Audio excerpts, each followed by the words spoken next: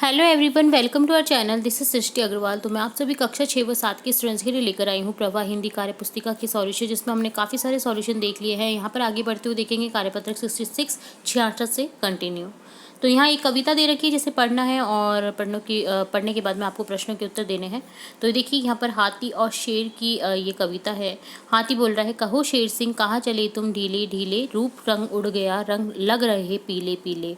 शेर बोल रहा है, तुमने भी गजराज कहाँ है ये रूप गंवाया, सिकुड़ गई है खाल और चिपकी है काया। सुनो शेर सिंह जी तुमको मैं क्या बतलाऊं, जंगल सब कट गए कहाँ से भोजन पाऊं। जंगल सब कट गए मित्र सब ताकत खोई, भूखा मैं मर रहा मित्र सब ताकत खोई। हाथी बोलेगा, जंगल सब कट गए किस तरह पानी बरसे, पानी भर भर सून नहाने को मन तरसे। तो यहाँ पर एक दूसरे की व्यथा को बता रहे हैं वो, कि जंगल कटते जा रहे हैं और हम क्या कर सकते हैं, अब हम बहुत ज़्यादा परेशान हैं। तो यहाँ पर दी गई कविता को आपको कहानी के रूप में अगर लिखना हो तो एक बार शेर और हाथी रास्ते में मिले। हाथी ने शेर से कहा कि शेर सिंह तुम ढीले ढीले और पीले पीले क्यों लग रहे हो। इस पर शेर ने हाथी से कहा कि तुम भी बहुत कमज़ोर से लग रहे हो, तुम्हारी जो खाल है वो ढीली ढीली हो गई है। तो हाथी बोला, हाँ भाई, अब लोगों ने सारे जंगल काट दिए हैं इसलिए भरपेट भोजन नहीं मिलता है, वर्षा भी नहीं होती है। शेर बोला, भाई मुझे भी कुछ खाने को नहीं मिलता इसलिए मेरी ताकत भी खो गई है। तो हाथी ने शेर से क्या पूछा, हाथी ने शेर से पूछा कि तुम ढीले ढीले और पीले पीले क्यों नजर आ रहे हो।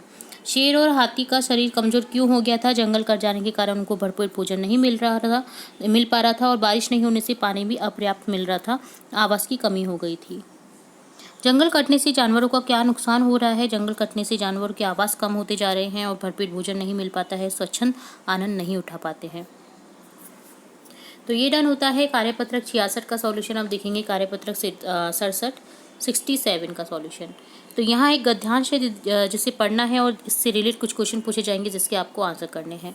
तो गद्यांश कुछ इस तरह से है, संदेश भेजने के लिए पत्र का प्रयोग कई सदियों से होता जा रहा है, लेकिन अब तो लोग ईमेल से तुरंत संदेश भेज देते हैं।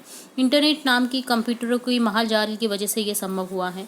आपने कंप्यूटर के बारे में तो सुना ही होगा, आपके स्कूल या किसी दुकान में शायद आपने इसे देखा भी होगा।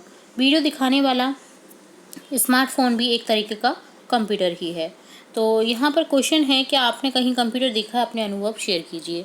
हाँ, हमने ई मित्र पर कंप्यूटर देखा है। हम अपनी छात्रवृत्ति फॉर्म भरने, परीक्षा फॉर्म भरने या आधार कार्ड बनवाने के लिए जाते हैं, तब कंप्यूटर द्वारा कार्य किया जाता है। पढ़ाई और उपयोगी जानकारी हासिल करने के लिए इंटरनेट किस तरह से उपयोगी है, तो किसी भी प्रश्न का हल समझने के लिए पाठ्यपुस्तक सामग्री देखने व पढ़ने के लिए मिल जाती है। यहाँ पर तरह तरह की पढ़ाई की वीडियो, देश विदेश की खबरें, खेलों की जानकारी यहाँ पर मिल जाती है। ईमेल को और क्या कहते हैं, इलेक्ट्रॉनिक मेल इसका पूरा जो है नाम है। यदि आपको अपना ईमेल पता तैयार करना हो तो पते के लिए क्या आप नाम चुनेंगे, तो rohan@gmail.com हो जाएगा।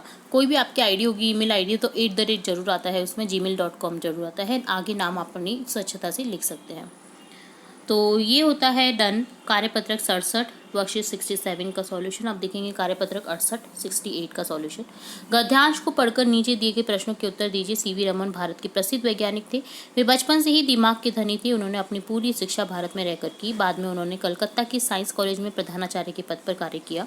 उन्होंने विज्ञान के क्षेत्र में नए नए प्रयोग किए और प्रकाश किरणों पर उनका शोध कार्य रमन प्रभाव के एक नाम से प्रसिद्ध हुआ। पूरे एशिया में सीवी रमन पहले व्यक्ति थे जिनको विज्ञान के क्षेत्र में नोबेल पुरस्कार मिला। तो बहुत ही इंपॉर्टेंट न्यूज़ है ये सीवी रमन से लेकर के, जो कि भारत के प्रसिद्ध वैज्ञानिक रहे हैं। तो नीचे दी गई जानकारी में सही जानकारी चुनिए। सीवी रमन कौन थे, वैज्ञानिक थे। प्रधानाचार्य के रूप में किस कॉलेज में कार्यरत हुए थे, वे साइंस कॉलेज कलकत्ता में। उन्हें विज्ञान के क्षेत्र में कौन सा पुरस्कार मिला, नोबेल पुरस्कार। कहानी के आधार पर नीचे दिए गए वाक्यों को सही क्रम में व्यवस्थित कीजिए। तो आपको एक जो घटनाएं हुई हैं उनके क्रम को जमाना है। जैसे सीवी रमन भारत के प्रसिद्ध वैज्ञानिक थे। नेक्स्ट हो जाएगा, उन्होंने भारत में रहकर अपनी शिक्षा ग्रहण की। उन्होंने विज्ञान के क्षेत्र में नए नए प्रयोग किए, तो ये 4th नंबर हो जाएगा, पहले आएगा। बाद में उन्होंने कलकत्ता के साइंस कॉलेज में प्रधानाचार्य के पद पर कार्य किया। देन उन्होंने विज्ञान के क्षेत्र में नए नए प्रयोग किए और लास्ट में हो जाएगा प्रकाश किरणों पर उनका शोध कार्य रमन प्रभाव के नाम से प्रसिद्ध हुआ। शब्दों को सही क्रम में लगाकर वाक्य पुनः लिखिए। रस हिंदी खान की है, हिंदी रस की खान है। एकता ही हिंदी की कुंजी राष्ट्र है, तो यहाँ हो जाएगा हिंदी ही राष्ट्र एकता की कुंजी है। नेक्स्ट हो जाएगा भाषाओं की रानी हिंदी है। सीवी रमन को क्षेत्र में विज्ञान के पुरस्कार नोबेल मिला, तो यहाँ हो जाएगा सीवी रमन को विज्ञान के क्षेत्र में नोबेल पुरस्कार मिला।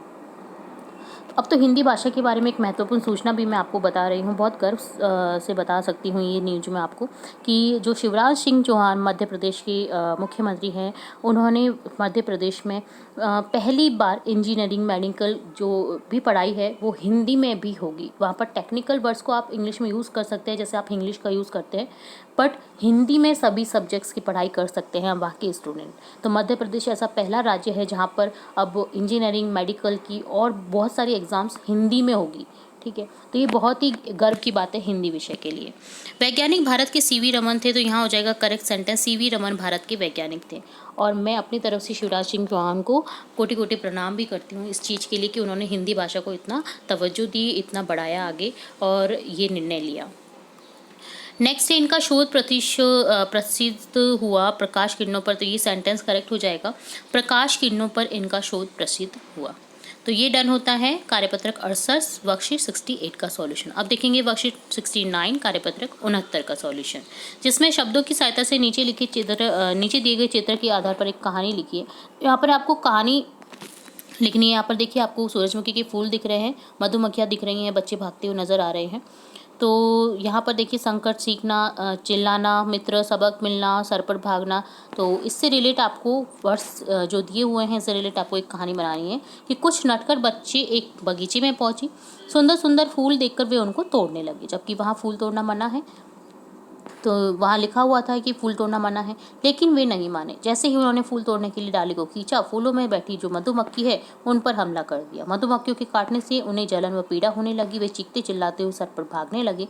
तब मधुमक्खी ने उनसे कहा कि अब पता चला तुम्हें दर्द क्या होता है, इसी तरह फूलों को भी दर्द होता है। नटखट बच्चों को अच्छा सबक मिल गया था। तो इससे रिलेट आपको एक कहानी लिखनी थी। तो इस तरह से हमने वर्ड्स को यूज़ करते हुए, शब्दों को यूज़ करते हुए कहानी लिखती है। तो ये डन होता है आपका वर्कशीट 69 कार्यपत्रक 69। साथ ही हमने देखा कार्यपत्रक 68, 67 और 66 का सॉल्यूशन।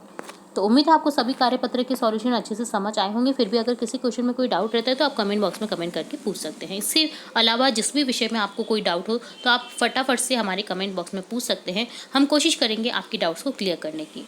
तो जुड़े रहे हमारे चैनल के साथ। वीडियो को पूरा देखने के लिए धन्यवाद।